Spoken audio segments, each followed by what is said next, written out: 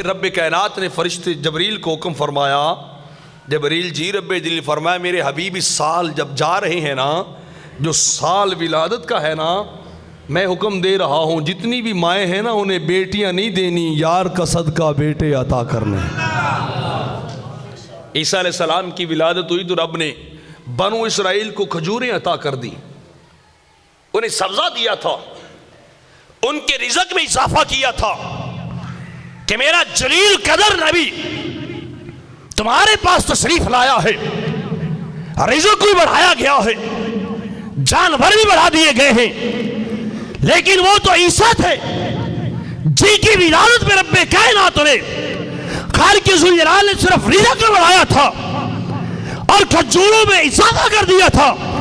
जबरील वो तो ईसा थे, अब यार की बारी आई है, मालिक क्या कर रहे हैं? फरमाया रिज़्क़ भी बढ़ा दे रहे हैं, माँ को बेटे भी अता कर दे रहे हैं। इतना ढीला नहीं उनसे बोलिए, रिज़्क़ तो देना ही देना है, रिज़्क़ तो देना ही देना है, माओ को बेटे भी बांटने हैं। सुभान अल्लाह। अन यहमिलना ज़कूरा, अन यहमिलना